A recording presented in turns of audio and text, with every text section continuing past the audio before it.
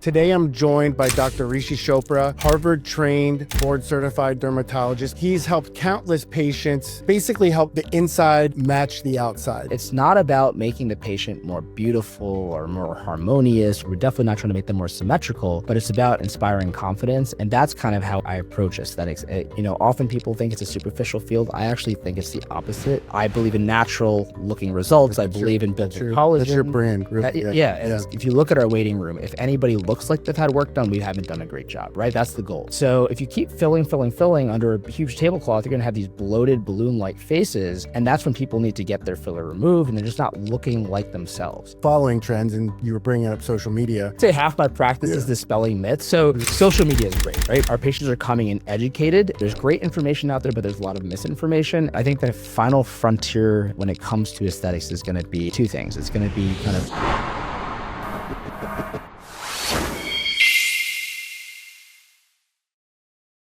Hi, everyone, and welcome back to the podcast. Paul Fulford here. As is the case with our podcast, we've explored health, wellness, mental performance, physical performance, and always having that tie somehow into medical aesthetics. We are going to always continue to cover those topics, but today I am excited to be joined by Dr. Rishi Chopra, a Harvard-trained, board-certified dermatologist practicing here in New York City. He's helped countless patients basically help the inside match the outside. He's been featured on Fox, CNN, Forbes, and Newsweek, and we're going to be discussing his approach and his thoughts on the industry as a whole and the future of the industry. Dr. Chopra, thank you for joining the podcast today. A lot of people, when they come in, they have, again, and this is patient specific, right? But what are some of the general concerns that you see on a regular basis that people come in for that they're looking to address? Yeah. Thanks for having me on the podcast, Paul. Appreciate it. I pretty much see everything come into my practice. What I've seen more and more now is that there's a lot of trends in social media and patients hook onto those trends and they want to just be more educated about them and want to know whether, they're real or they're, something that's just going to be a fad. And so what I'm seeing more and more is filler fatigue. I'm seeing about filler migration. I'm seeing a lot of patients that are, I guess, more hesitant and more concerned about the fact that they've had filler, and then, whether they were thinking about filler or they're kind of like trying to dip their toe in and try to figure out if that's good for them, if that's something that should be a little bit wary about. And so I've had to do a lot of education in terms of volumization and rejuvenation with respect to filler. What I'm also seeing a lot of in terms of concerns are people just want to prejuvenate, right? Mm-hmm. They want to keep looking youthful, keep looking refreshed. And I'm seeing more and more patients ask about lasers and energy-based devices because they feel that's more a natural route to kind of approach their cosmetic concerns. Mm-hmm. And so what we're seeing more is, we have the Botox and fillers. But we're seeing more of like, I want, kind of rejuvenation laser once or twice a year. Seeing a lot about, hey, I'm having laxity. I'm seeing a lot of laxity on my the double chin area, along the jawline. Can we address this via some type of skin tightening device? We're seeing a lot of patients coming in for skin tightening earlier on because they don't want to go the surgical route. Mm-hmm. And they want to try to prevent, a real big surgery like, a facelift or a neck lift for a while at least, right? And we have good devices that are able to kind of accomplish that. So we're seeing that kind of move away from injectables a little bit, maybe just a little bit more conservative approach to injectables. And then we're seeing a little bit more towards energy-based devices and collagen building devices that are kind of more the natural route to address aging. Mm-hmm. So to that filler point you were talking about, it obviously like following trends, and you were bringing up social media. There's been a lot, and for maybe people that don't know, there's been a lot of talk about, well, they actually aren't dissolving, and there's like, so you're saying in regards to that, that's what people are coming in for now, more of as a concern, saying, how do I address this? Or are fillers still a good option for me? And you're finding yourself having to educate or kind of dispel myths, so to speak, from the ether, basically. All day, every day. But I say half my practice is dispelling myths. So social media is great, right? Our patients are coming in educated. And I tell everybody that there's a lot of, there's great information out there, but there's a lot of misinformation. And my goal especially during that initial cosmetic consult, is kind of lay the groundwork for, hey, we're going to start over and kind of this, I want to know what you think about these things and kind of, where you lie on the spectrum of like, hey, I love this or I hate this, I've heard this or whatever, and then kind of build that framework from the first day moving forward, so that they kind of understand how to approach these things and kind of how to look at these things, because that patient, the goal is for that patient to be a patient for life and kind of, address their cosmetic concerns, and you both are on this cosmetic journey together, right? And so they're going to come to your clinic, every couple of months. And so it's a little bit of education here and there, so that when they look and at celebrities, at influencers, how to really look at that through a lens where they're more educated, more empowered to make the decisions. When it comes to filler, I think I'm one of those physicians that is pretty, I believe in natural looking results. I believe in building collagen. That's your brand, really. If you look at our waiting room, if anybody looks like they've had work done, we haven't done a great job, right? That's the goal. I always say, A, under promise, over deliver, and then B, I would rather underdo anything than overdo it, because you can always address that and put more in. For example, with filler, it's really hard to take anything out or to address something when you've gone too far. And that's just kind of been my approach. And I think it's good to look a little bit your age, right? You don't want to try to correct to 30 years younger, because you're not going to look 30 years younger. There's no way to do that. And so when it comes to filler, I think the issue is that, there's a disincentive for any injector when they're injecting, right? Because for them, it's a business, right? They're going to try to put as many syringes of filler in there, right? Because that's the goal of any business. And that's not always in the best interest of the patient, right? And so for me, it's very important that we understand the anatomy, we understand what filler we're using, and that we do things in stages and in a conservative approach, so that I know exactly where that filler is going, for example, and if I ever needed to take anything out, I would know exactly kind of what plan it is. What I'm finding more and more is that patients are coming in to have their filler dissolved. It's sad, because they've had filler done. They're expected to have filler done basically like every 6 months to a year. They think it has to be this routine. I tell everybody, check in with your physician at 6 months and 1 year, but you don't have to do anything, right? It's just for you to kind of check in and say, hey, maybe I lost a little bit of volume, but that's totally okay. I can go another 6 months, and I would rather kind of look a little bit more my age and then address that later, rather than keeping everything perfect. That's when you get into issues. And then now, especially in regards to, let's say, the dissolving of the filler, where they were initially using that to either soften creases or revolumize, now you're having to address laxity post removal in some cases, right? So that's where, are you finding yourself maybe where they were just primarily injectables patients, talking to them more about energy-based devices or RF microneedling, for example? Like, are you finding you're having to bridge that gap, or are they coming in educated, understanding that? No, I totally agree with what you're saying. I think that it's a re-education process, and the way that I break down the filler versus skin tightening is that your face is a table and a tablecloth. So the bone, the muscle, the fat underneath your skin, that's the table, that's the structure, the foundation, and the tablecloth is the skin. And so, when we're in our teenage years, when we're adolescents, when we're in our 20s, a tablecloth fits perfectly on that table. As we get older, we lose bone, we lose fat in our face, we lose that foundation. And so the conventional approach was continue to fill that table to get that table back. But the issue is that tablecloth is expanding, right? You're losing collagen and elastin, it's stretching. And so if you keep filling under a huge tablecloth, you're going to have these bloated balloon-like faces. And that's when people need to get their filler removed, and they're just not looking like themselves. So if any patient comes in requesting filler, it's always a skin tightening conversation first, because I'd rather approach that first, because if we tighten, contract the skin, and we keep the skin kind of looking lifted and snatched, we're going to have to put a lot less filler in, and we'll know exactly kind of from an anatomical and from a cosmetic subunit standpoint where to place it, so that you look like yourself and you look like your age, so that you don't look like you've had work done. So you brought up something in an earlier response too about in the consult, speaking with a lot of your peers and some of them that have been on the podcast. That's the consult's so critical, right? So what do you find you're going to more of in, again, each patient is different, but what are you finding that are best practices? Let's say that, somebody that's new coming into medical aesthetics, like from our industry, is listening in, right? Not just like a consumer. What are some of the things that you find that are absolutely key to an effective consultation? So I think that the industry in general is moving in the wrong direction, right? So I think that it's a lot of marketing, a lot of sales. The goal of that initial consultation is just to establish trust with the patient. You have to do right by the patient. You have to be educated, and you have to educate your patient appropriately. I try to address every component of a cosmetic concern that the patient has from the ground up. So I like to talk about injectables. I like to talk about lasers. I like to talk about energy-based devices like ultrasound and radio frequency for skin tightening. I like to talk about skincare. I talk about the surface of the skin and everything underneath it. And if they have body concerns, we'll talk about body concerns.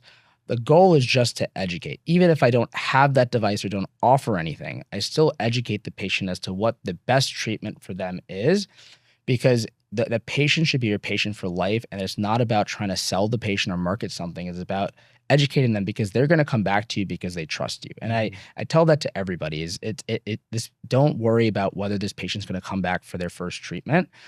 If the patient trusts you, they will come back, right? Because even if they go somewhere else because something is cheaper, or they feel that they might be more comfortable with someone else, at the end of the day, if you did the right thing, I've always found that patients will come back, and then they're going to trust you even more. And then, it just sets the groundwork for a very successful relationship. Mm-hmm. And I think that's worked for me. And when it comes to trends and fads, I always tell everybody, I'm never going to be the first. I'm never going to be the last. I'm all about being innovative, but don't try to do a trend just because you think that's a way to capture a patient, or you think that's a way to market yourself.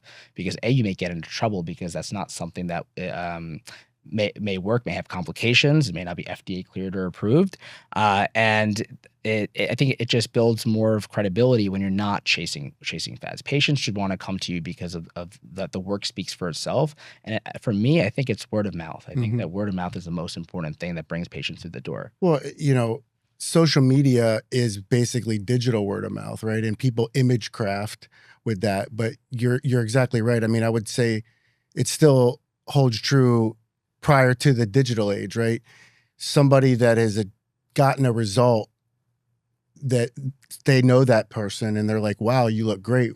Who did that for you, right? That's always going to be an excellent piece. And as far as credibility goes, right? And again, when that patient comes in, ultimately your only option is losing that potential customer or that patient, because they're obviously sitting in front of you because they have a concern of some kind, right? They're just basically, in essence, interviewing you to see if you're the one that can address that concern. So when you're talking about establishing trust, what are some of the things that, again, you're very smart. You work with a lot of smart people, and sometimes it's meeting them where they're at to help them understand that you do understand their concerns. So how do you find that it's easy to disseminate information, like maybe taking things that are very detailed and technological, or science-based, and simplifying that for a patient to understand? Like you did a minute ago, you gave a great example of the tablecloth. Do you find yourself going to things that are more readily digestible for them, that they see on a regular basis, to kind of bridge that gap? Yeah, no, I think that early on in my career, I struggled with that, right? Because, we went through dermatology residency. I did a fellowship in laser energy-based devices. I helped, kind of develop these devices, and I love the science behind it. I nerd out about it, right? I want to explain every little nut and bolt of the device to the patient. And I remember the first feedback I got from my staff was, all right, Dr. Chopra, you got to calm down on your consults. Like your patients don't understand what you're talking about. And it was difficult because I'm excited about these things and I want the patient to be excited, but you got to meet them kind of halfway, right? So my big thing was early on is I made sure I understood the trends. I made sure I looked through social media, try to find out kind of what patients were latching onto, what they were hearing, and then try to find a way to like make this really, really, really complicated picture easy for them to understand, given the context of that, like that social media climate of what they may have heard. And I just talk about it surface, and I talk about it deep, and I talk about that from the body and the face. So I just keep everything surface deep, And then even when I'm talking about lasers, for example, like I don't know, well, like the Derma for example, or like a pico laser. I don't talk about them as like, oh, I'm gonna attack this lentiginous, or I'm gonna remove this like telangiectasia. I talk about this removes red, this removes brown, and this is, even I don't use words like photo damage. I'm like, this is like this is sun damage. This is like thin skin. You got to just make it. You got to make the words and the terminology as easy to understand, and it comes down to colors and it comes to depth. And then once patients kind of understand that, they kind of understand where you're going with it. And then even when it comes to like the prejuvenation, it's a little bit of a re-education process, but it's like, it's lines and creases. It's not, oh, it's not this rhyted or wrinkle, or this is the collagen breaking down in the skin due to the muscles activity on or tug through the tension. Like you can explain it that way, but it's not something that's going to be intuitive for the patient. And that's still a learning process and learning curve for me. But you learn every day, both from but you're reading, but also just interacting with your patients as to what the best practices are. And passion is contagious, right? Yeah. I mean, like, when you mentioned social media early and patients coming in educated. I mean, there's so much information at people's fingertips, right? And it's kind of sifting through the minutia of all that. Do you find that, when you first started, like you said, fresh out of residency, fresh out of, fellowship, and you felt like you needed to let them know how smart you were, and you were using more of the bigger words and talking photo damage versus reds and browns, or the vascularity, and calling it like a telangiectasia or cherry angioma, and you were getting the deer in headlights. And that was something that you had to be like, okay, I can do this, and they'll understand that I understand and know that I have intelligence because I'm speaking to them more on a level that is not talking down to them, but just more digestible. Yeah, I don't think I ever tried to sound intellectual. I think it was just one of those You things. just came out of residency. Come out all of the stuff is fresh. I was excited, and it's not that my patients didn't like that. It was just I wasn't getting the point across in the most effective manner, right? You want to keep things short and sweet for your patients so that they walk away understanding what they wanted to understand from that conversation. I think early on, maybe we have a little bit of a chip on our shoulder to kind of prove to the patient that we know what we're doing. And maybe that's kind of, what had happened. And now I feel a little bit more established, and I feel like, okay, the patient's going to trust me no matter what I say. But I still think that regardless if I were going to start over, that's the way that I would keep things, because you got to let the work speak for itself. Don't try to impress your patients. Literally try to educate them. And I'm telling you, I tell patients all the time that, hey, you're not a good candidate for something. I'm going to educate you today. Come back and see me in a couple of years. And I'm actually saying that a lot to patients. I have a lot of like teenagers to early 20s coming in for toxin. And I'm a big believer in only starting a prejuvenation treatment if it's actually going to prejuvenate. Lasers, I'm okay with at that age, right? Because that's just building collagen. It's nothing that we're putting really artificial into the body. But when it comes to toxin and filler, right, at the end of the day, these are really useful interventions, but they are artificial interventions, right? And so it's all about weighing what the pros and cons are and doing the best for the patient, right? What's the first thing in medicine we say? Do no harm. And that's kind of how I practice. And so if it's not going to offer enough benefit, but any procedure involves a harm, right? I'm not going to do it. And I'm frank with that patient. I'm like, I'm not the physician for you, but trust me, this is something that you're just going to wait on. We have these devices that we can do. And then I think that honestly established trust. You shouldn't always do something just because a patient wants to have it done. No, it's so true. I mean, again, like you run into this, you see this a lot with new practices, and they just want revenue, and they get to this, they're almost feeling revenue starved, and they're willing to let patients talk them into doing things that they really shouldn't, right? And you've mentioned prejuvenation a few times. I mean, again, it's a category that is, I think, we're even looking at overall health and wellness a lot more now, and food supply and all these different things, right? And some of your colleagues that I've spoken with, at length about this, they find that maybe somebody was watching some influencer and they're like, you need this many units of Botox because that's what that person got. But again, the coming in, like you said, doing this approach, it's not that they need Botox. They're just looking for their skin to pop. So it's like, actually what sounds like you're looking for is this.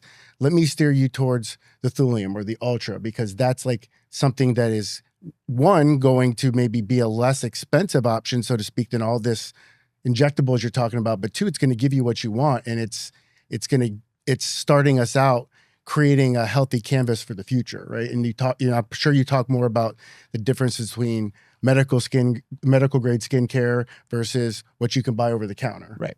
Yeah, no, I totally agree. Like just that example that you brought up, the toxin versus lasers, like a thulium, or let's say like the new Mosaic or the Fraxel, right? Mm-hmm.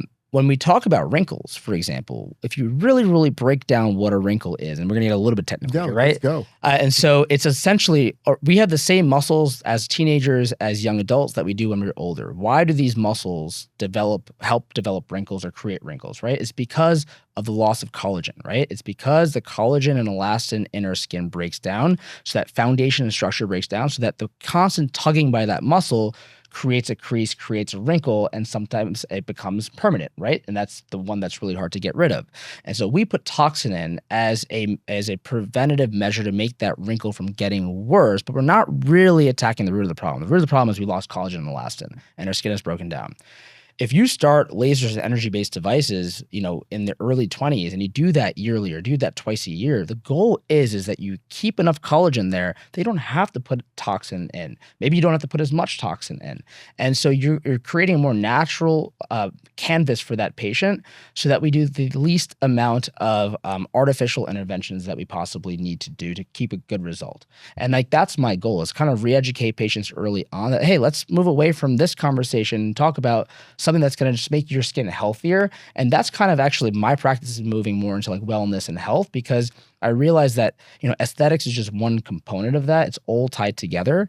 And if the patient kind of understands what collagen banking is, and that these energy-based devices can kind of produce new skin, that's a patient that's going to really understand kind of what that philosophy is. If someone's just coming in to kind of look like somebody, like either they want their lips done a certain way, like maybe that patient isn't the right patient for your practice, and you refer them to someone else. You say like, I'm just not the physician for you. Does that make sense? Yeah. Yeah.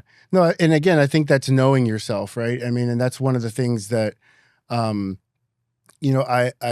you and I first met as I was like moderating a panel with you and Dr. Wang and Dr. Doris Day, right? And I think that people don't understand either one, who they are, and two, who they want to be. And I think that somebody that knows what they want to be and who they are doesn't have a problem saying no, right? And I think that in many cases, and you can probably speak to this firsthand for sure, is that patient almost comes away wanting to be your patient when you're telling them, I'm not going to do this, right? It's like, people want what they can't have. Yeah. It's not a sales tactic. It's just for real. It's, you're telling a patient something, and I think it's hard to find honesty nowadays, and just like, straight up, hey, I'm going to be transparent. Like, transparency and honesty are hard to come by now. And I think that it's unusual for someone to come into an aesthetic practice and someone to tell them no, because that's not like the conventional philosophy that you would think an aesthetic practice to kind of practice. And that's why whenever everybody goes right, I think it's important to go left. And so like the whole industry is kind of moving in this direction. Sometimes it's a little bit important to understand kind of, let's take a step back, understand what are we really doing here, and then kind of calibrate where you're going with your philosophies for your practice. And I think we're seeing that more and more. I think we're in general moving the needle on filler and injectables a little bit back, and then we're also just maybe we're approaching this just a little more light-handedly when it comes to anything, because there's this term, it's called alienization.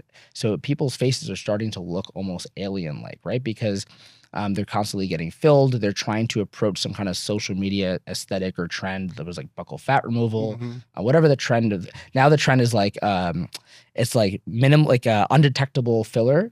I'm like, that's not a trend. That's just what it should be, right? That's just like believable beauty. It's like glass skin and undetectable filler. Well, that's kind of just that's that's a natural result, like, Right. right? And so, and we're gonna see this huge wave, I think, of body dysmorphia and just psychological issues because these young kids are getting sucked. Forget about the filters on Snapchat and Instagram and kind of like Facetune and all that stuff, and then constantly exposed to the camera, but also just doing these interventions. Imagine you're like in your teens or in your 20s and you're starting to get filler early on like that, and you've changed the way that you've looked, and now you don't know what you would have looked like in your mid 20s and your mid 30s if you hadn't done any of those interventions.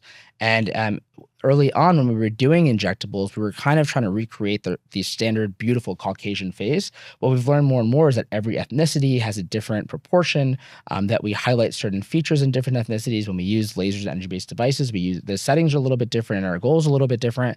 And it's kind of important to go to visit somebody that kind of understands all of that so they can guide you appropriately. Because if you only know, if you only have a hammer, everything's a nail. And if you only know how to hammer a nail, you're going to hammer a nail all day, right? And that's why if you're getting into the space of aesthetics, educate yourself. Don't practice on patients. Don't perform trends just to perform trends. Get really good at what you do, and patients will come back to you. Understand kind of what patient archetypes are, what cultural archetypes are, ethnic archetypes are, and how to employ all these injectables, energy-based devices in a very minimalistic, elegant way to create a natural result. And I think that's kind of what patients are going to gravitate towards over the next 10 years. Yeah, and I think that it's obviously going that way, right? And when you look at there's always talks about symmetry, right? And when Dr. Wang was on the podcast, we talked. He's one of the things he said is like, I think facial symmetry is overrated, right? Because even when you do those side by side comparisons, our faces are not symmetrical, right? You had mentioned earlier, really trying to find the natural places to enhance on a face. You've been on, featured on Fox and CNN and Forbes talking about these things, and you've already gone into your philosophy on something. So what would you tell people that really you feel like is something that you approach a little bit differently? Again, like you said, people go right, you go left. Like, what is it? What are some more things that you think that you look at from a different lens, basically? Yeah. So I totally agree with you. When it comes to symmetry, I had this a patient yesterday who kind of wanted to approach her face so that it was symmetrical. And I tell every patient, I learned this from the great Dr. Molly Warner up at Harvard, that your face develops as not twins, the both sides of your face, but as brother and sister. So they develop differently. They're not supposed to be symmetrical, and nobody's symmetrical. So if we're trying to achieve symmetry, we're trying to achieve something that's artificial. So I like to have patients bring in photos of them when they feel that they look the most youthful and they feel like that's something that they want to approach. Of course, we're not going to get you 100% there, but what I do want to do is keep your facial proportions similar. So it's not symmetry, it's about balancing of proportions. And there's a certain way that you analyze a face. So you break it down into thirds. So it's from the anterior hairline to the eyebrow, from the eyebrow down to the bottom of the nose, from the bottom of the nose to the chin. You want to make sure that each third is kind of equal. And then you break down the thirds into, whatever the subunits are. And that kind of gives you a framework to kind of start from, to be like, hey, how am I going to make this patient's face more balanced so that it's more aesthetically pleasing? And you have to kind of also understand what the patient wants, right? What they feel like their best features are, what their worst features are. You don't want to change something that they like. Some people like if they have a little bit of larger nose. Sometimes I have a huge nose. I don't want to change my nose, right? But if someone told me, hey, this is what I think you should do, that's not somebody that I really want to, pursue a cosmetic journey with, right? Because they're telling me that not my best feature, but a feature that I think it makes me unique, that identifies you as you. Yeah, right? yeah, is something they want to change. And so when a patient comes in, I ask them often, what do you think your best, like your most, your feature is, and kind of what are you hoping to change? Because that way I kind of understand where they're coming from, and also you get a sense of like, hey, is this patient have realistic or unrealistic expectations? And then when you guide it helps you guide the cosmetic consult in a way where you're able to highlight kind of what they think is the best feature about them. So you are a board certified trained dermatologist. What was it about, obviously there's there's surgical options that people can do, facial surgery, body surgery, plastic surgery, right? And dermatology is, I mean, you're an expert on the largest organ of the body, which is the skin, right? What was it about the medical aesthetic side of the business that you found so intriguing that you've kind of dove headfirst into, right? I mean, you still have your medical dermatology side that you use every day, right? But what is it about the aesthetic side and the trends and different things that you see that made you so interested in to go into it?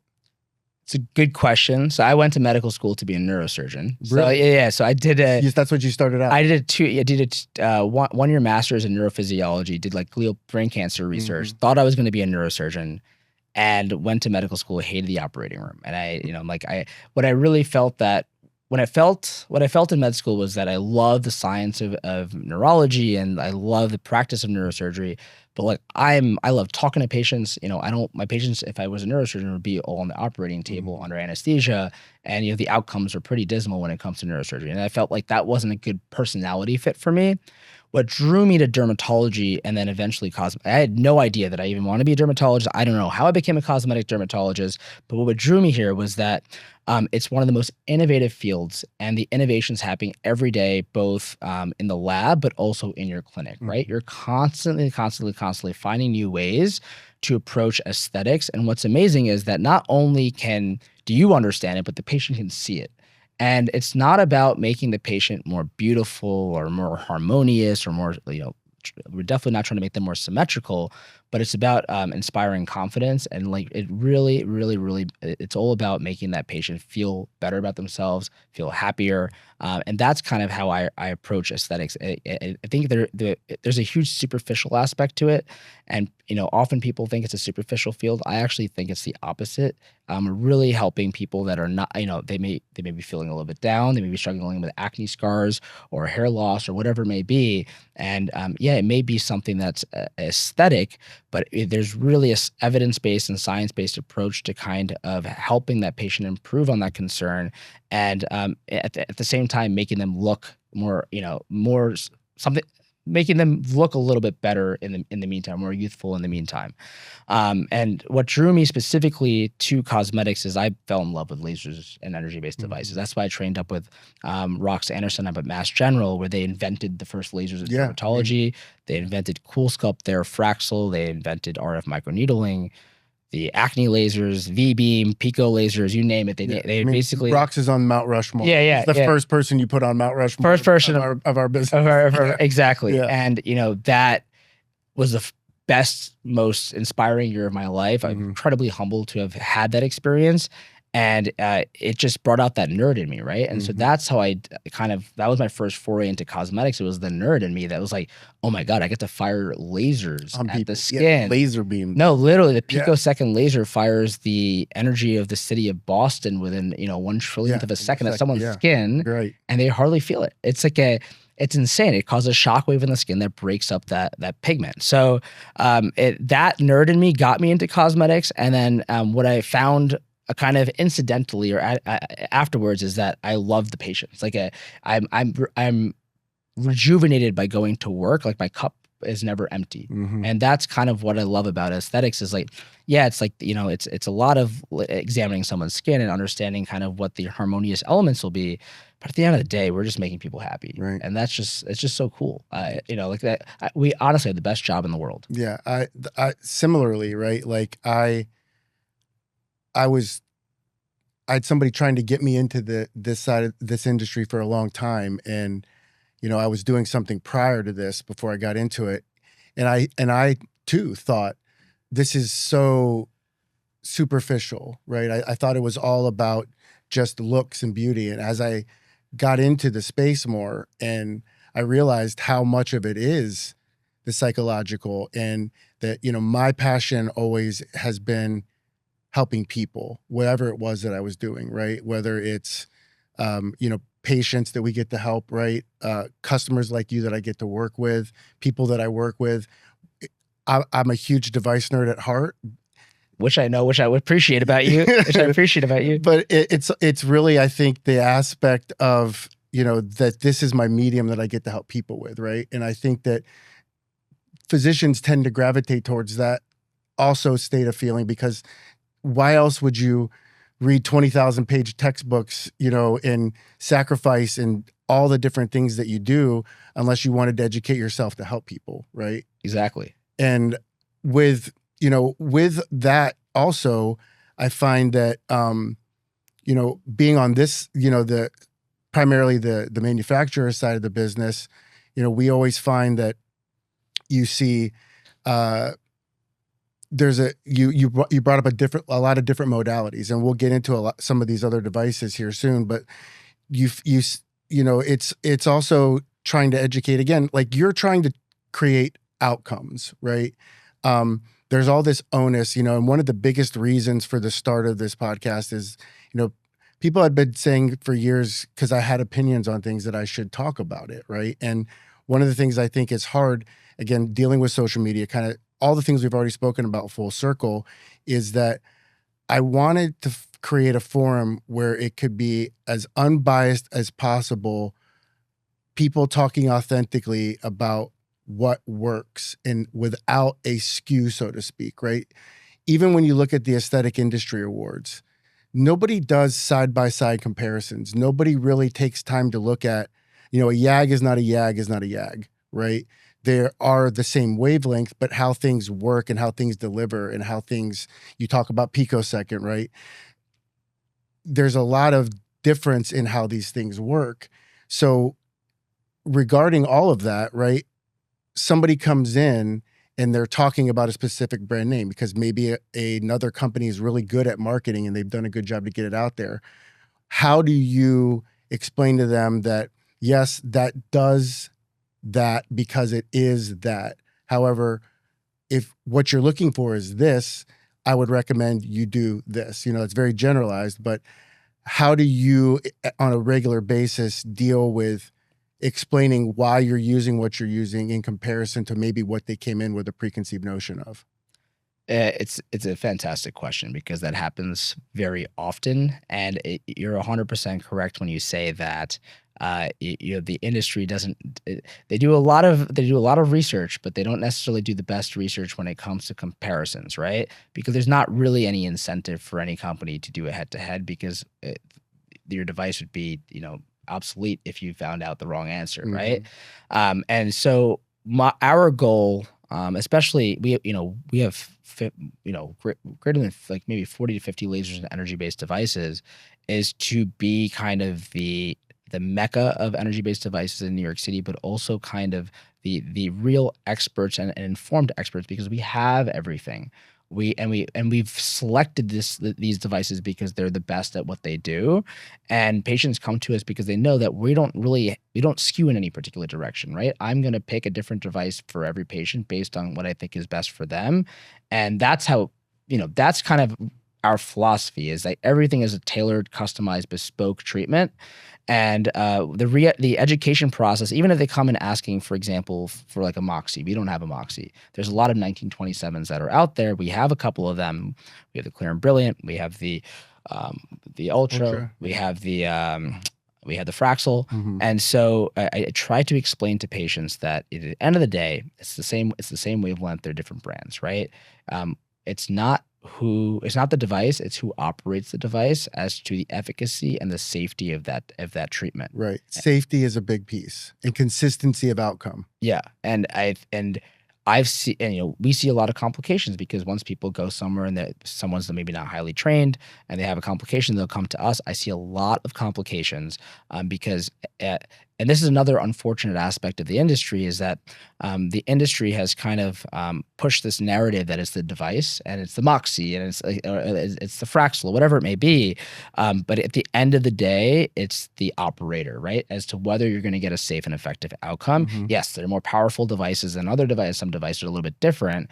But at the end of the day, most 1927s operate pretty well. Similarly, yeah. If you know what you're doing, and so that's again the education process when a patient comes in. We have a lot of patients that come in asking for a particular treatment, And, we slow it down for them. And then I kind of explain it to them. It's like you have a Ferrari, for example, right? I don't know how to drive a Ferrari, but they're But top racers. You're looking for a car to Yeah, get you to A to B yeah, too, right? yeah. And so it's not the Ferrari, it's who drives the Ferrari as to whether you're going to win that race and whether you can even turn the car on, right? And when you start breaking it down into those terms, like, oh, patients like, oh, that makes a lot of sense because patients think it's point and shoot. Mhm. And maybe with some lasers, there's a certain there's a component of that. Mhm. But if you really if you know what you're doing and you know that the laser has all these, you have your wavelength, you have your pulse duration, you've got your fluence, you've got, your repetition rate, whatever it may be, and you know how to vary these things for the different layers of the skin, the different skin type, and you're incorporating all these things, there's definitely not a point and shoot factor, right? There's no set it and forget it. Right.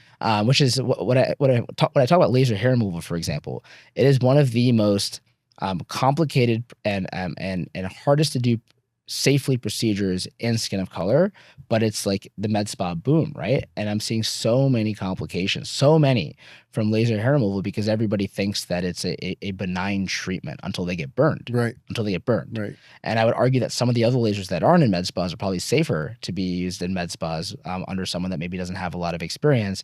But for some reason, we've now, we've kind of shelved laser hair removal as a service, not necessarily a medical treatment, if that makes any sense. Yeah. I mean, I know when working in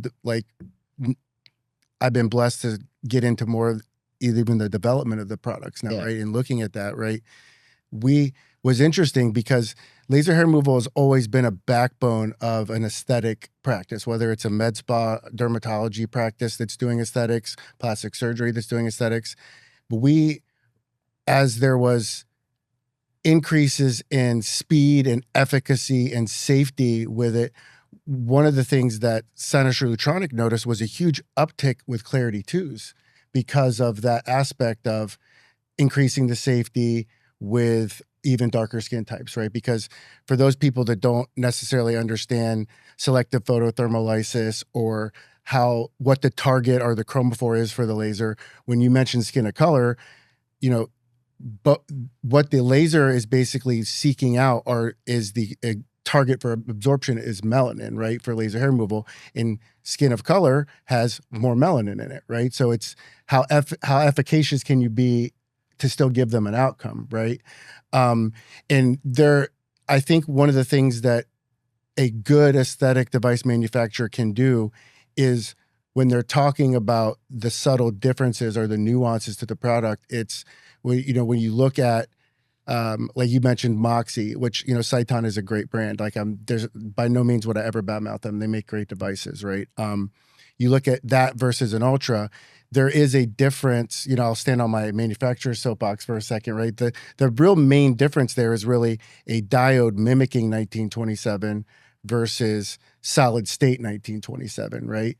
Anything you're still going to get the desired result of a thulium, but anything that is mimicking something versus the actual is not the actual, right? So can you still get a result? Yes. But could you get something done with a safer outcome and less treatments with something else? Yes, as well, right? So it's funny you brought up the car analogy because one of the things when I'm explaining this to people on a regular basis is I talk about a NASCAR race, right? Like in a stock car race, everybody has to be within the same specs of their car, right? They can't have a bigger engine or better tires, but yet there's a winner of every race. Why? That person's a better driver, right? Of the technology and even their understanding, right? Of the technology. I think that again, that's why we get along, right? It's the way the brain works. I totally agree with that. And like when it comes to I want to say to the camera, I don't want to be doing laser hair removal, but I do a lot of laser hair removal because patients they've had complications and they don't trust the med spa anymore. I have a big skin of color laser hair removal clinic. I didn't think that I went to med school to do that, to be honest. And I love doing it because it's challenging in skin of color, but it's not something that I was like, oh my God, this is a clinic that I want to expand on. And what Lutronic does and Cynosure do a great job with their Clarity 2 to kind of make it faster and make it safer for patients. And that's why, their devices are top of the line, because that, especially electronic side of things, like the Clarity 2 is from electronic, Legacy, right? yeah. Yeah. So they've done a great job with the device of making it both safe and very effective. And it's not to say that these devices don't have fail safes and ways to make it safer for patients. It's just that practitioners should be a little bit more educated on kind of who to treat or who to refer. And I feel like that's the issue when in a business, you're going to try to treat everybody, even if you don't know how to treat them. But yeah. So when it comes to the devices, I completely agree that it's all about training and experience, especially if you're like a Fitzpatrick 4-6, or you have a little bit of melanin in you. And people, if you don't even understand kind of the philosophy of selective photothermolysis, and so that's the way the laser works, right? It targets a specific chromophore. It could be either blood, it could be brown and melanin, it could be the water in your skin. And so you're not actually targeting the hair, right? You're not targeting the hair with the laser. It's called the extended selective photothermolysis. So you're targeting the melanin, like you said, the pigment in the hair, which is indirectly killing that hair follicle or shutting down the hair follicle. And so if you're not targeting the hair and you're targeting pigment, how are you to delineate between the normal pigment in your skin and the pigment in the hair? If you don't understand that philosophy or that concept, you shouldn't be operating a laser hair removal device, right? Like, and like that's my thing is I have no problem with anybody operating something. You just have to be well trained and understand what you're doing, because 9 times out of 10 you might be okay because the device manufacturers made it safe, and then you know enough to kind of get by. But it's not acceptable to have like 10% complication rate with something like laser hair removal. And then what you said about like everybody having the same specs, you're right. So when it comes to, we could all have the Clarity 2, but because I kind of understand what I'm looking for in terms of a response from, I'm treating a patient with laser hair removal, I'm looking for perifollicular edema, erythema, so there's basically redness and swelling around the hair follicle. And if I'm not getting that response, I'm pushing up those settings and pushing them up until I get that response. Safely, right? Understanding, knowing what your feedback response is. Yeah. And so I tell patients, like, they're like, oh my God, I went to a med spa and I had like 15 or 16 treatments, and they're like, I'm seeing more response with one treatment than I did with 5. And I'm like, that's because you were being undertreated. And that's why patients get, kind of, sometimes they see the cost of procedures like, oh my God. I'm like, we're going to do this in 1/3 the amount of treatments because we know how to escalate the settings safely, so that you only have to come into the clinic this many times to get you the result that you need. And we'll do it safely, right? Because we know what we're doing. And again, that's, a lot of times people don't understand why there's a need for multiple treatments with certain things, right?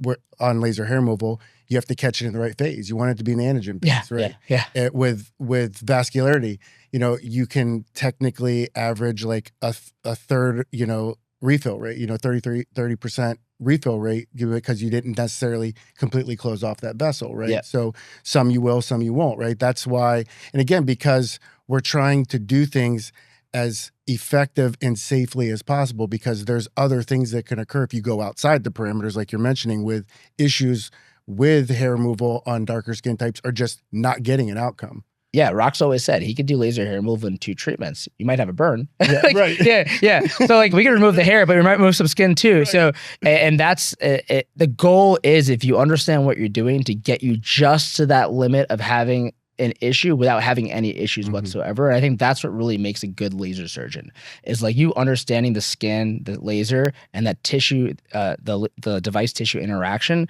so that you can really push those settings and safely for the patient. And patients are wowed. Okay, they're like, I have texts all the time from patients that like went somewhere else first, and then they came to our practice, and they're like, they can't believe it. They're like, whatever you said was going to happen was going to happen. And again, I always underpromise and overdeliver. And it's better than I would have expected.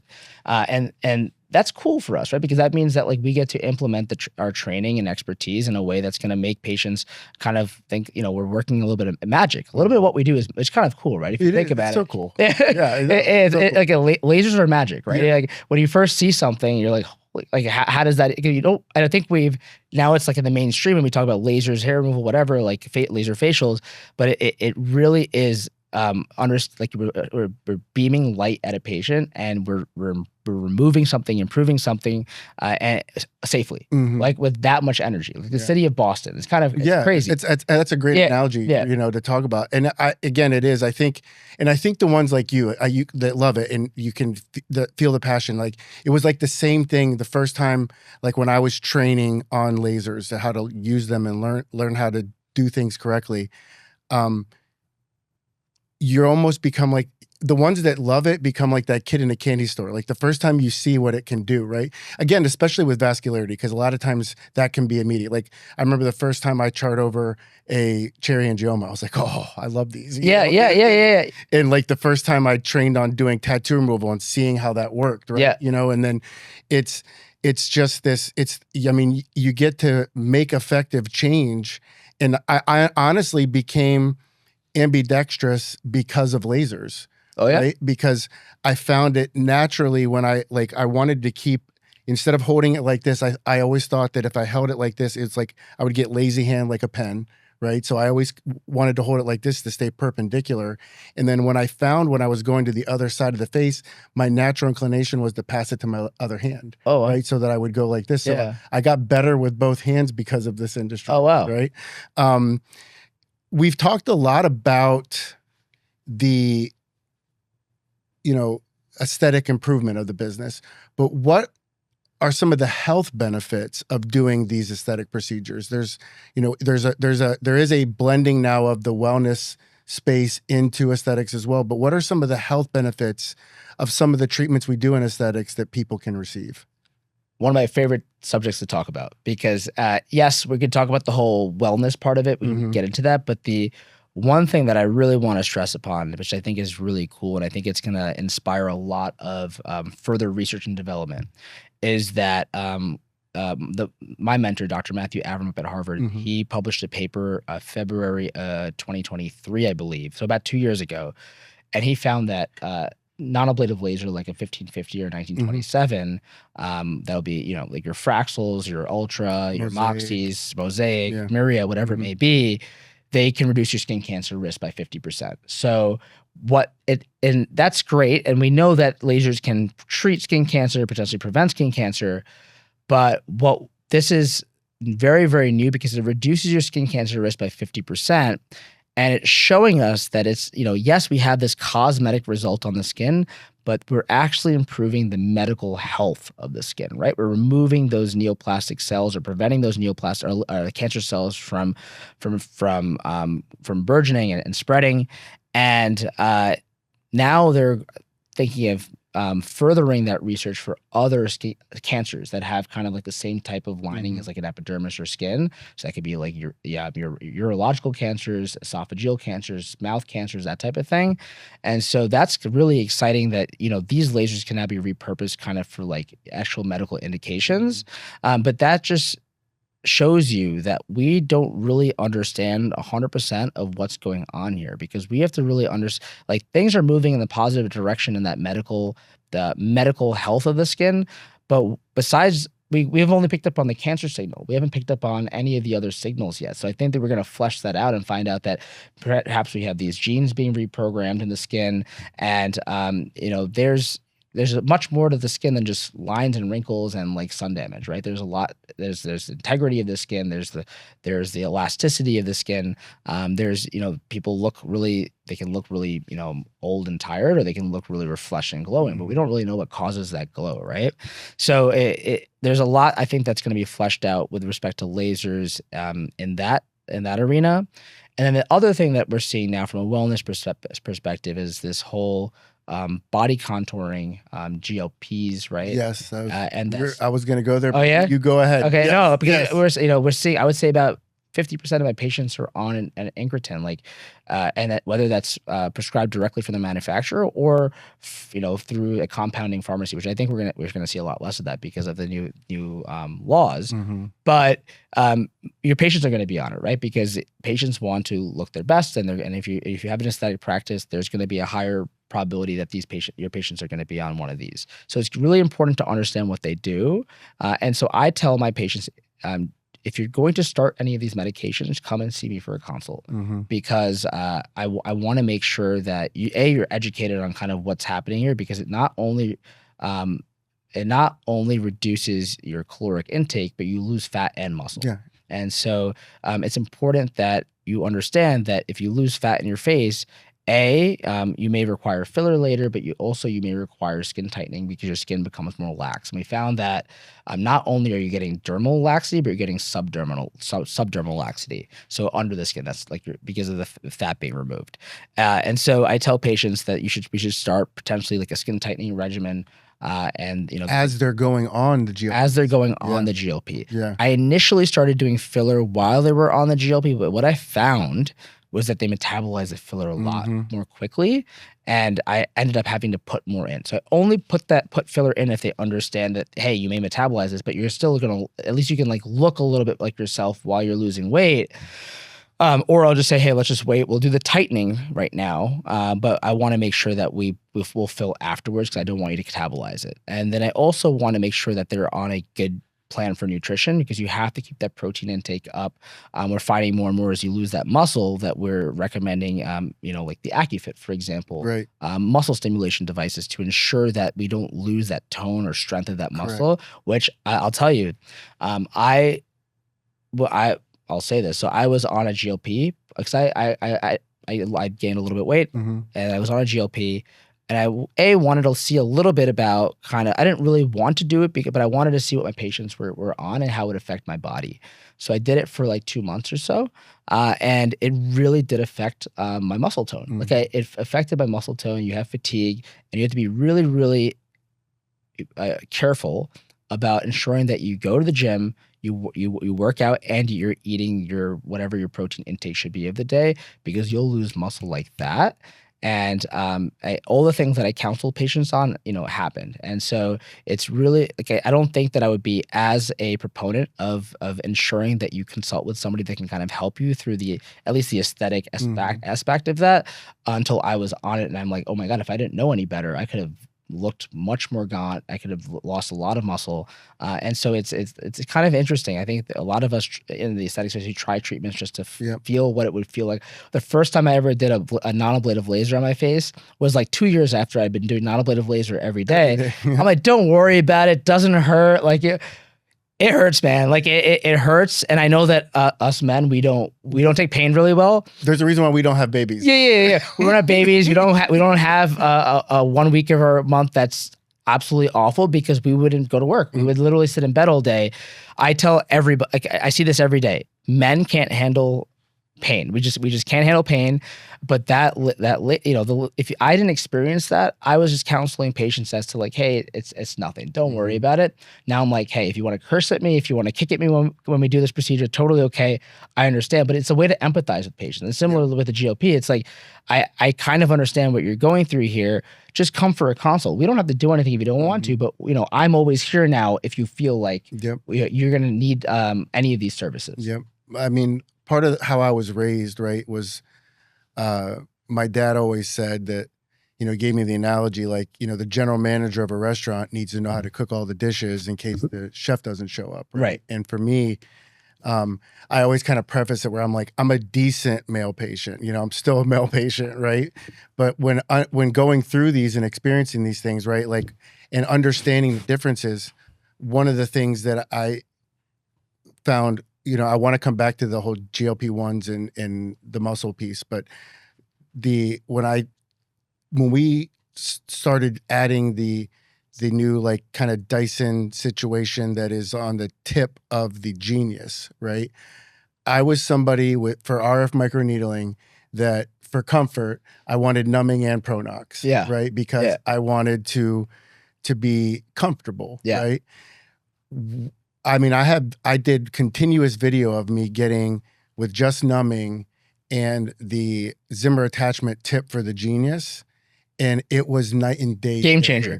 Absolute game changer, right? I was like, I can do this, and I don't have a problem doing it now, right? Yeah. And that's something I think that Cynosure Electronics should talk a heck of a lot more about, because it's such a game changer. For any device. Oh my gosh. Yeah. And with the thing about the GLP-1s, like, it's you're putting the body on a caloric deficit, right? That's basically what it's doing. And the body's going to look for fuel, right? And if you're not strength training or incorporating something like an AccuFit, you'll start to use it as a fuel source. I have family members that, as long as I can remember, have gained and lost a lot of weight. And if you look at just doing that from like the shock of without an assistance of a GLP-1, the other thing that happens, if they don't change their lifestyle and they don't incorporate becoming more active, and if they go back to doing what they were doing before, they're going to get basically fatter faster because they have less muscle. That when they become like muscle needs fuel, right? And when they become less active, it's going to happen quicker, and it happens that way each time, right? And one of the things, like with what products we have like in development, and with this whole thing, I mean, I think the GLP-1s for the aesthetic space have kind of staggered non-invasive fat in some aspects, right? There are still, cool sculpting out there. There's RF that destroys fat effectively, right? But people are almost more gravitating towards the GLP-1s, which are really not permanently destroying a fat cell. You're just getting rid of lipids and glycerol from the fat cell, basically, right? And it's being used as a fuel source. Yep. You're still permanently destroying with non-invasive fat, right? But again, it's a trend, and it also works. I think where we're going to start to see, and there is different changes they're trying to tweak where they say it's going to quote unquote maybe not go after muscle as much. Really, I think it comes down to, again, being a driver, like you said, in proper dosage, right? Mm-hmm. Like monitoring how much weight are they losing per week and not having it go too fast so quickly, right? And incorporating things like an AccuFit. I mean, that's, to go there as far as AccuFit goes, the practice where you work at Union Derm, Dr. Chappas and Dr. Gunabo, both, right, as well, were part of the first IRB functional strength improvement study, right? There's a lot, again, we talked about a lot of different devices, and as you know, AccuFit's kind of been my baby. Yeah, right? yeah. So, yeah. But and it works. It does, right? And it's one of those things that for those people that maybe are on the GLP-1s that are looking to lose a lot of weight, right? We're in the aesthetic space, talking from the aesthetic space, but this is where another one of those products that is really can blend into that health and wellness side even more, because not only can you get aesthetic improvement by building, like toning muscle, right? But it's now also cleared for strength improvement for the areas that it treats, because with that IRB study, which if people don't realize, a consumer, you'll see marketing studies a lot of times, right? An IRB in our space is, an internal review board, right? So it's, if people change their lifestyle or things vary plus or minus 5%, you can't use the data, right? And from that, the average functional strength increase people received was insane, right? Just from 4 30-minute treatments, and it stuck. Yep. Right. And it's one of those things that for those people that are, it is a product where, yes, you can enhance the aesthetic appearance, but also for those that are struggling to maybe even start a fitness or a health or wellness, workout routine, because of the strength aspect, it can help them get through a workout so they can start to establish better patterns and for longevity, right? How much did you see more of an uptick with AccuFit after the GLP-1s? Or like, you all have had it for some time and used it a lot. Like what have you seen an uptick in, let's just say in general, because of the GLP-1s? So just I want to just capitalize on that one point before I forget it, because what you said about kind of like starting an AccuFit because it provides you that like strength to kind of set you on a path for success in terms of like getting to the gym or feel strong enough to do so. I totally agree. I tell patients, just try one treatment and see how you feel, that's how it was for me. Did not believe in those devices until I tried my first treatment, and I'm like, oh my god, my abs were after one treatment harder. I felt like my core was stronger, and those results, even just after that one treatment, lasted a while. And the only thing that's preventing me from doing, I tell myself I'm gonna do like an AccuFit treatment every week, is I just get too busy in clinic, and then I'm just like, I need to go home. I can't, I can't. Otherwise, I have a plan to do mine tomorrow. By the way, it's Saturday, because it's that. It really does make a huge impact on the strength of your body, but also the tone aesthetically.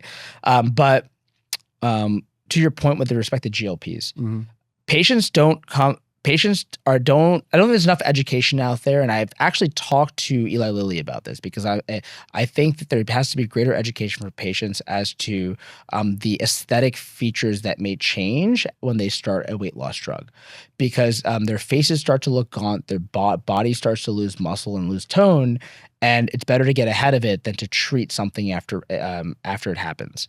And so patients typically come to me first because they're noticing volume loss in the mid face, under eyes, and then also laxity along the jawline, a little bit of laxity on the double chin, so sagging skin here. And so for me, it's an education process as to what filler can accomplish, what skin tightening can accomplish. That could be like I don't know if you guys have announced what you guys are. Have you guys announced it yet? Not necessarily. Okay, so there might be something really cool coming out soon. You know a little bit. Yeah, it might be something cool coming out from Lutronic, Cynosure. But there's other skin tightening devices that we employ, and then that's for the face. And then when I ask them about the body, and then they're like, yeah, I'm more tired than I used to be. My skin's like saggy in certain areas.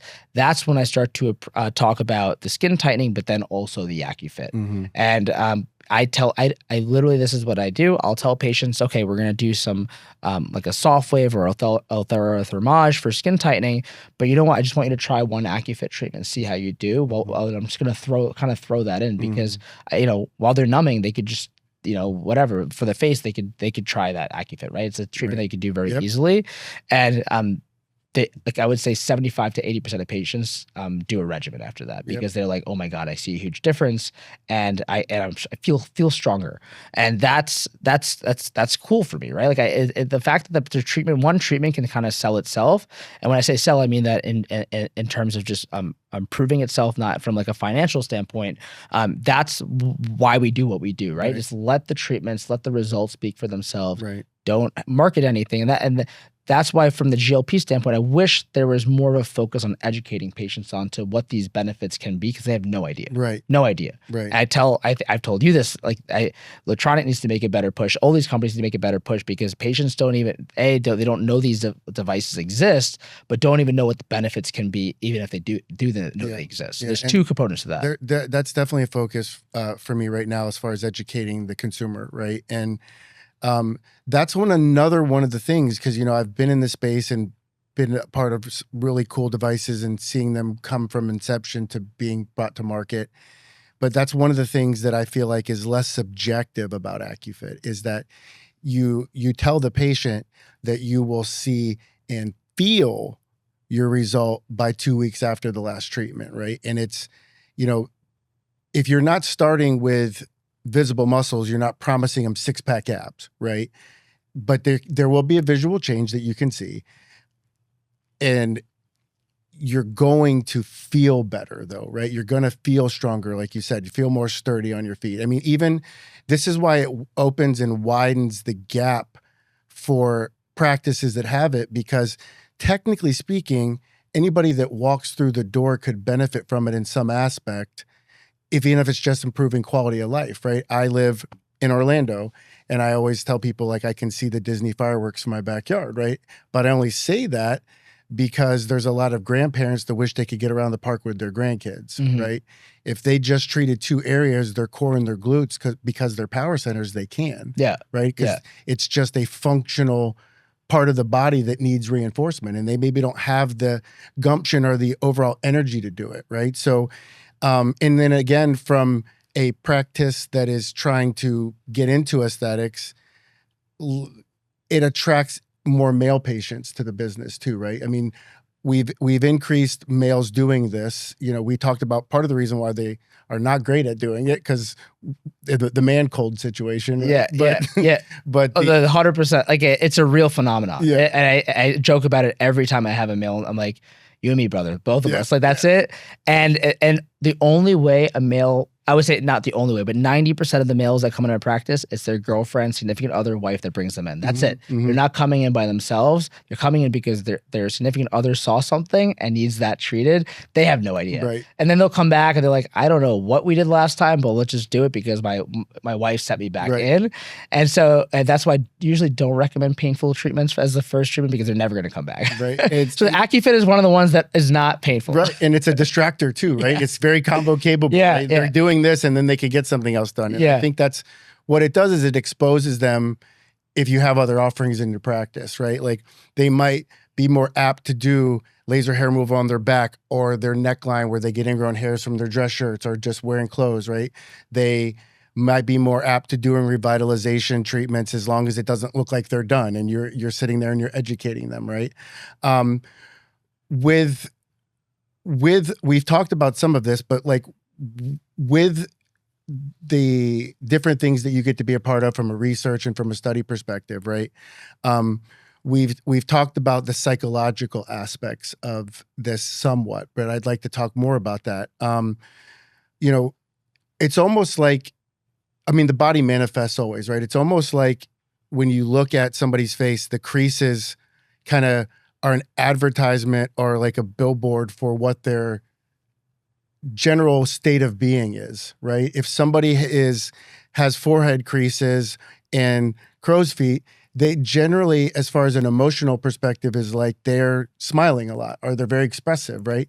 If the glabella is prominent, right, it kind of signifies anger. So twofold on this question, right? Do you find that because people maybe have that natural state, they want to put something out in the world that's different? And do you find that people are concerned with doing aesthetics that they want to be healthier and look more young, but they're afraid it's going to change that aspect of them? Yeah, I think the psychological component is a huge aspect of what we do and is underappreciated. Kudos to Dr. Steve Diane I think he's in Chicago. He does a great job of talking about the psychological impact of these, in both most of them injectables, but also lasers and energy-based devices. And he shows before and afters of a patient where it doesn't look like anything's been done, but the patient looks happier and or looks more refreshed. And they're all subtle tweakments using injectables. I think he mostly uses injectables, but then the patient looks happier and looks like nothing's been done, but there has been a lot done. You just don't see it, right? It's an almost undetectable result. And there's a phenomenon. It's called the facial feedback hypothesis. And so when it comes to something like a toxin, like a Jeuveau or a Botox, we use that in our we call them frown lines, right? The 11s in our glabella, right in between our eyebrows. It makes us look. I can't do this because I have some Jeuveau in me, but it makes us look perplexed. It makes us look tired, angry, and so it's not necessarily that the treatment makes us look better, so we look happier. We are happier because we did the treatment, because now we're expressing to the world a more happy face. And like, it's like anti-RBF, right? Like it's the anti-RBF face. Yeah. And so if you don't look like you have RBF or unhappy all the time, people are going to interact with you on a much more pleasant, much more content level. And that's going to make you feel better because people are interacting to you because they like hanging out with you or they like talking to you and they're smiling around you. And then since that makes you happier, you act more happier. And it's just this loop that goes back and forth between you and the environment and the people that you interact with. And so we found that that's what's causing patients to be happier with toxin, not necessarily a toxin itself causing a relaxing chemicals. Yes, it improves the cosmesis of our face and it makes it more aesthetic and erases those signs of aging. But that psychological component is actually there's a deeper aspect to that, and I think that's true with a lot of other tweakments that we do. We just haven't fully resolved that yet. We don't understand it. We haven't elucidated that yet. So there's a lot of research going into that, especially I think now a neuromodulator like Botox is being used as a treatment for depression. There's clinical trials of how it improves mood, and that's completely underappreciated. We're fleshing that out, and that's a lot of what we do. You had a second question, right? So again, well, I mean, it's, it's more about, I mean, you answered it, both parts of it pretty much with that, regarding obviously, not wanting to change who they are, right? Because they are that expressive person, or also they know that they have 11s, right? And they want that to go away so they don't look angry, right? You've actually done some study work with this as well. Can you explain a little bit more about that? Yeah. So we looked at patients' happiness levels and life satisfaction scores before and after they got treatment. And so essentially what we found was, so this was actually really interesting, and this just shows you how important research is that everybody in our clinic had been basically a patient that had been coming to our clinic for a while. So they were not naive to aesthetic treatments. So we found that the average patient was much happier than what an average person is that doesn't do aesthetic treatments, or the average person in the population. So our patient population was a lot happier, but we found that doing a treatment didn't necessarily make them happier than when they did before baseline. And we think that's because once you get to a certain level of happiness, when it comes to you're looking great, right? You've done these treatments every year, whatever, you're just kind of going for your refill. You can't just keep, there's a certain limit you hit. It's like a diminishing marginal returns. And so these patients have been coming to our clinic for 5-10 years. They're happier at baseline. You can't make them more happy, but if you stop their treatments, I hypothesize that they would go back to baseline, maybe even lower. So the patients, and that's, again, it has to be more fully resolved. We should have included patients that were naive to treatments, then see what the result was, because I think there we would have found that signal, but it still confirmed that these patients were happier than the regular similar demographic of patients that don't get aesthetic treatments. So it was a very interesting study in that regard. So did you find there was an aspect of those even more so that once they stopped getting something that they were used to, that they fell below a baseline establishment? Or was it just the aspect of psychologically they were used to looking a certain way, or was it was there a piece of it that was the regularity of them now not doing something that they regularly did that impacted them? What was the biggest impact? So, I mean, it was a short study, so we only looked at the one follow-up point, so we didn't have time to look at this over a long period of time. But what I can tell you from just my experience at treating patients is that it's all about the type of patient, right? And that's why you have to select the treatment for that patient. And everything comes down to that conversation. If a patient has all these unrealistic expectations and they want, like, I had a patient yesterday come in, she's, in mid-20s, 30s, and she's had like 5 different cosmetic procedures, surgical procedures. And, that's when you get into a slippery slope of like, is this patient maybe have some body dysmorphia or things like that? And then I don't think that patient's ever going to be satisfied or be necessarily happier by the procedure, right? I deal with a lot of pretty severe scarring cases and patients that, really have a lower quality of life because of some deformity. And the response and texts I get afterwards about when we're finished with their treatment of kind of how it's changed their life is it's incredible. It's one of the most rewarding things I can ever hear as a physician. It's like I can finally go out without wearing it. Like some patients they wear masks all the time. They still wear the surgical masks.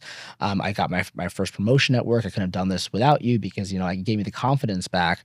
So I think there's two levels to this. There's the patient that, you know, I don't think is ever going to be happy no matter what because they're trying to chase some unattainable ideal. And then you have the patient that has a lower quality of life because they have something that they believe is a deformity, whether it may be a real deformity or maybe it's a little thing that impacts their life, that you can really improve their level of happiness and mood and state of being by performing a procedure. And then you have kind of this middle ground of patients that want to look more refreshed, more youthful, and they definitely, I think, are happier, or they feel more content after and more satisfied after the procedure. But, you know, if you're looking for a procedure to change the way that you feel, then I think that there's a disconnect there, right? What we do inspires confidence and makes people feel better. But if you don't have the internal figured out, I don't think the external is ever going to validate that. Right. Yeah. No, that's a key distinction, I think. What is a case, again, with this whole affecting somebody's state of being, right? What is one that, again, not violating any HIPAA purposes with the patient, right? But just what is one specifically that really sticks home for you, where you like a scar revision or one of those things that was something that you were able to transform for that patient that, again, is that aspect of like really making an impact? What is there one particular that really sticks out to you, or maybe a specific kind of treatment that specifically sticks out to you that, you know, hits you right in the feels, basically? Yeah, 100%. So I love scar work. I love treating acne scars. I love treating traumatic scars because that has, you know, that really impacts patients' lives in a negative way. And we have great devices and interventions that can improve it.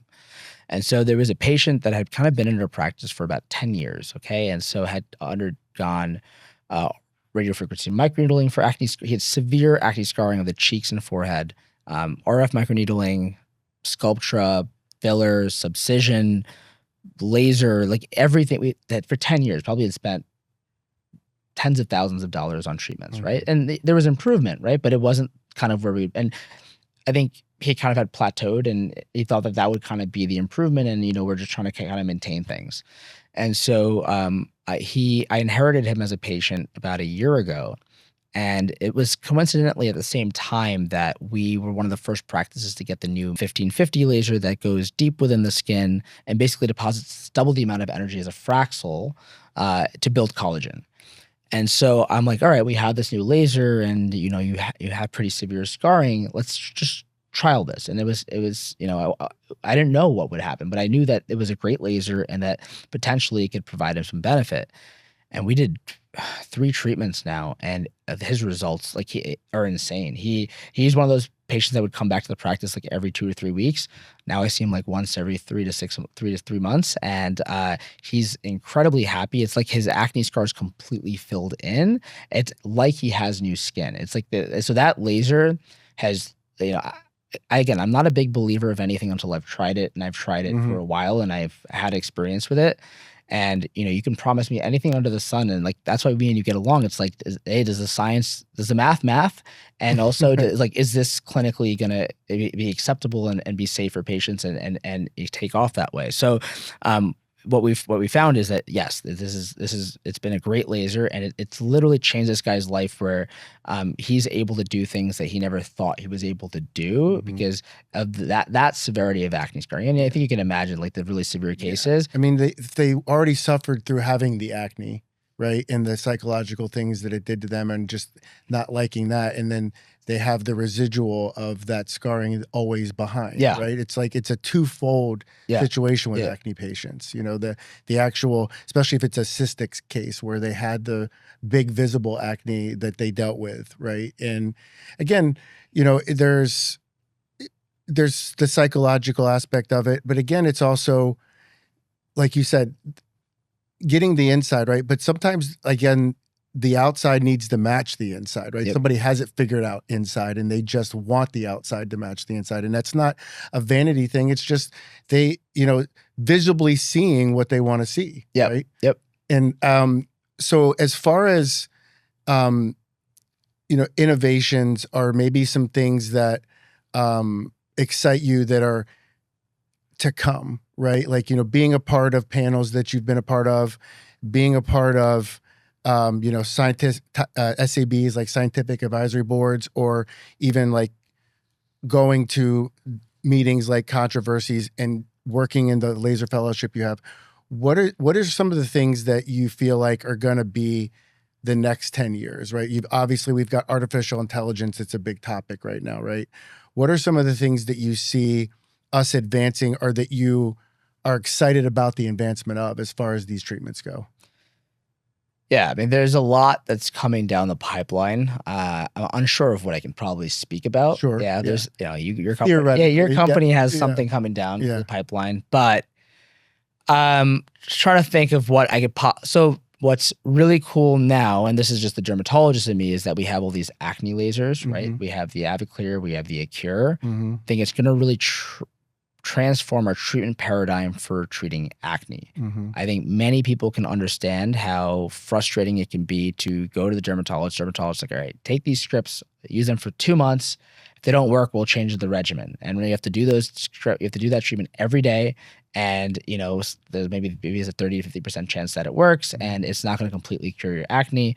And patients are like, all right, I just want to do the Accutane. Like, I don't want to do any of this stuff, whatever. And so the new acne lasers are really, really effective. So it's just 3 to 4 treatments spaced 1 month apart. Wait 7 to 10 months, and you get very, very, very efficacious response, like 70 to 80% clearance. Very, very cool. Changes the way that we kind of treat acne. And I think the final frontier when it comes to aesthetics is going to be 2 things. It's going to be kind of body contouring. It's going to be like the AccuFit. It's going to be skin tightening devices that come out, and how we're able to implement them to kind of sculpt the body. And again, everything should be used as an adjunct. It shouldn't be a replacement. So I think from a hair standpoint, there's a lot that's probably going to come down the line, because that's also something that really hasn't been explored. A couple of companies and I think you guys are experimenting. Yeah. Well, you've got the Ultra as a delivery mechanism. Technically speaking, right? Can 1550 still create an injury to be utilized with the product that complements it? Yes. Yeah. Right.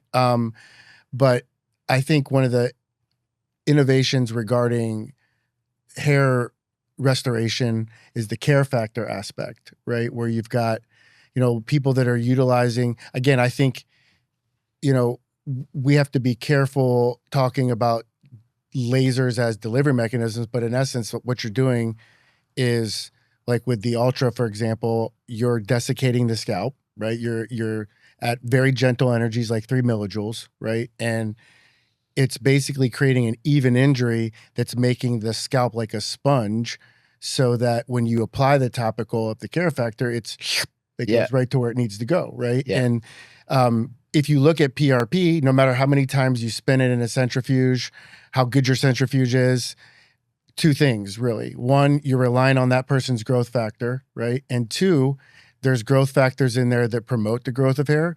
There's also growth factors mixed in there that can retard the growth of hair, right? So when you can synthetically maximize all of the proper nutrients, so to speak, for creating the healthiest scalp environment possible and encapsulate those in nanoliposomes so they're highly absorbed, it is almost like Miracle Grow with doing that. We have studies with Ultra, just the treatments alone have shown to stimulate hair growth, right? Without the topical. The topical is like the icing on the cake, right? But there's information and data showing that they can restorize hair with just the treatment by itself. And again, that's another potential treatment that more males might be attracted to doing as well, because it's also not as painful too. Oh, it's actually not that painful. It's like a 3 out of 10. It's like not too bad. No numbing needed whatsoever. No needles, right? No needles. No needles. But no, and you brought up a great point about the laser assisted drug delivery. That I think completely is going to change the way that we operate and recommend lasers. Mm-hmm. The issue why we haven't really fleshed that out is we don't have a lot of medical grade skincare that we can apply after laser that we're going to feel is 100% safe. And that has to be figured out. But yeah, so there's a study that's going to be published by Dr. Murphy and Dr. Warner up at Mass General at Harvard, where they looked at biopsies of skin after 1927. And what they found was essentially that the 1927, what it's doing is it's heating water, right? But very superficially. And so much heat goes into it that it turns it into steam and it's blowing off the epidermis. So you're basically just blowing off little like manhole covers of epidermis. And that's what's making it so permeable for all the medications to be applied afterwards and actually get into the skin. So that's what the Ultra is really doing. And people love doing the TA ampules after that. Yeah. So because those are medical grades, you can put those on afterwards. So yeah, very important not to put the anything that's not medical grade on there, because I've seen providers do it and have a lot of issues because there could be contaminants in there that cause reactions. And obviously we could. It's been so fun for me doing these now, right? Because I could. This is what we do on like having a regular conversation, like if we're at a workshop. We're just ham and egging it a lot. We could go on forever. And we'll again, I've said this before, and I definitely would. We're going to have to do this again. Of course. But we haven't really touched on skincare as much, right? And before we kind of wrap up the episode here, I really want you to speak to like the consumer specifically, right? About how what there is a difference between medical grade skincare and the skincare that they're advertised all the time, right? One, pre-treating the skin before treatment, right? And then post-care. What would you tell somebody that is really looking to, I mean, again, that's a foundational piece. One thing that I know that social media has done, my daughter again, she's 14, and, TikTok has made skincare like a regular part of that generation's routine now, right? Our future patient. For better or worse. Right. And daddy makes sure she has good skincare. Good. But what would you tell the consumer how to sift through that minutia, right? Like what are some of the things that you find as super effective when looking at, selecting a product for somebody, and what's the best thing that they can do at home to understand the difference and why there's a difference in cost and effectiveness? Yeah. That's a very loaded question. Yes, very loaded. Difficult to answer. I can't believe we haven't talked about skincare yet. So we have to touch upon it. Yeah. I'll tell you personally, I was never a believer that any of that skincare really made a difference until I not only finished dermatology residency, but then I kind of I entered the field of cosmetics, right? Because a lot of it was marketing, and a lot of it is marketing, and it's every brand is trying to position itself as the best, and we really have no evidence to say one is better than the other. What I will say is there's certain actives that you want to look in your skincare that are going to do a lot for your skin. And if you have like the 5 essentials, you don't need to think about the rest, right? And all you got to think about is, hey, which company am I going to buy that active from? And it's a retinol, it's your sunscreen, it's vitamin C, it's maybe a peptide if you want to get a peptide involved, and then if you have like discoloration issues, something for discoloration. So like. And then maybe if you want a little bit of exfoliation, something like a little chemical exfoliation. So and a moisturizer and a face wash, whatever it may be. Those if you have that, that's all you need. You don't need any of the other stuff. Okay, the other stuff is just additives. It's marketing. It's not going to give that will give you 95% of what you need from a skincare perspective. Now, if you have a certain amount, let's say you have a certain amount of money that you're going like a disposable income that you want to spend on skincare. Spend it on something where it's been like evidence-based, a company that actually has performed studies that that what's going in there is going to be high grade and also going to work, right? And so that's like your elastins, it's like your Eltas, it's like the higher grade skincare that the Definage, whatever it may be, that have done clinical studies with dermatologists to kind of prove that their actives work. And so the one thing that I'll tell the consumer is that the sunscreen that they're probably using isn't doing a lot from an anti-aging perspective. And this is like a huge re-education to patients. So when someone's like, oh yeah, I have a broad spectrum sunscreen, it's SPF 3000, right? That doesn't mean anything for anti-aging. It means zilch, right? So broad spectrum is not, hey, I got UVA and UVB light, I'm covered. It's an FDA definition for what they deem to be broad spectrum, and that's only really for the prevention of skin cancer. And so yes, that matters a lot, but if you're talking about anti-aging, there's nothing in there that says that it's anti-aging. So if you're looking at sunscreen, you want something with high UVA, because the thing about A is aging, and our US sunscreens, they don't have a rating for that. But if you look at the Korean brands, the Japanese, European brands, they have a rating for UVA, and it's like a PA and then a bunch of pluses. So PA with 4+ means that you have great anti-aging in that sunscreen, and that's what you want to look for. If you don't have it on your sunscreen, chuck it, because it's not doing a lot probably for anti-aging, or at least they're not telling you what's in there. And then the second thing is that if you have any color to your skin whatsoever, use a tinted sunscreen, because the regular sunscreens that you're using don't do anything for preventing hyperpigmentation or discoloration of the skin. The tint is not just a cosmetic camouflage. It actually has a filter in there called iron oxide that prevents your skin from becoming pigmented. And if you are skin of color, the regular sunscreen that you're using does literally nothing for preventing hyperpigmentation. And I have so many patients that come in and they're like, "Oh, I have a sunscreen because they have pigmentary issues," and I'm like, "Is it tinted?" They're like, "No, I don't. It's not tinted, but it's broad spectrum." I'm like, that doesn't matter. It's like you've not been wearing sunscreen for the last, since whenever you started wearing sunscreen. So that re-education process is huge, and it's surprising because I hate talking about sunscreen. I think it's one of those boring concepts, because then the patient's like, "I don't want to be re-educated on sunscreen. Like, I know SPF, whatever." I'm like, literally, we're not going to talk about that because it doesn't matter, right? Like, if you don't burn and if you don't have a high risk for skin cancer, that sunscreen is not going to do anything for you. Yeah, and I think sometimes don't realize that they see the lines or the laxity, and it's as much about tone as it is texture as well. When you're thinking about youthful skin or anti-aging, right? It's both aspects of it is what provides that more refreshed or revitalized look or healthy look that you've been talking about, that pop or that glow that people are getting. Yeah, that glass skin, right? Yeah. It's a trend, it's a fad, but it's exactly that. You have to address every cosmetic concern, from the pigment to the line to the superficial to the deep, and that's why that cosmetic consultation is really important. It's like, if you don't go over every aspect of that, what are you doing there? Like, you know what I mean? And most people, yeah, I have one device, I'm going to try to do every.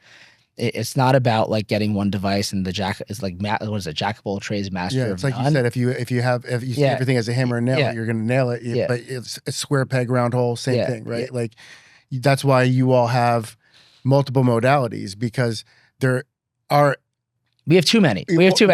Well, their energy blends are important. Yeah. Right? They're like combination of treatments, and that's more than just devices. That's the skincare, that's injectables, that's all things, all encompassing, right? It's all the things work together in tandem.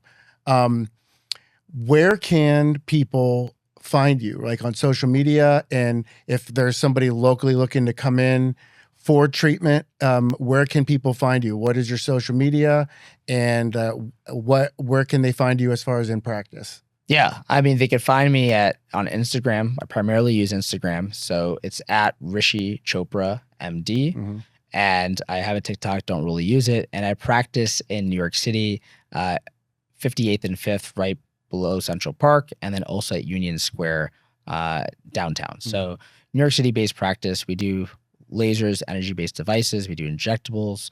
We do regular general dermatology. And we really love what we do, and we love talking about it, especially to people like you. And I again, thank you so much for coming on today. I appreciate Thanks, it. buddy. I appreciate it. Try to get it around the microphone. And we got to do this again. Definitely. So, obviously, Dr. Chopra is somebody that has a passion for what he does. It's clear, and it's more than, I think you look at it, the whole confidence aspect. I mean, there's so much more to it than, beauty is skin deep, right? And that is a pun that's intended, where it's inside out. And he's done such a great job in taking all aspects as it relates to the health, the wellness, the energy-based devices, all the things that go into helping somebody feel the way that they look inside out. And again, I can't thank him enough for coming on the podcast today. Until next time, thank you for joining Optimize Outcomes, and we'll see you later. Bye.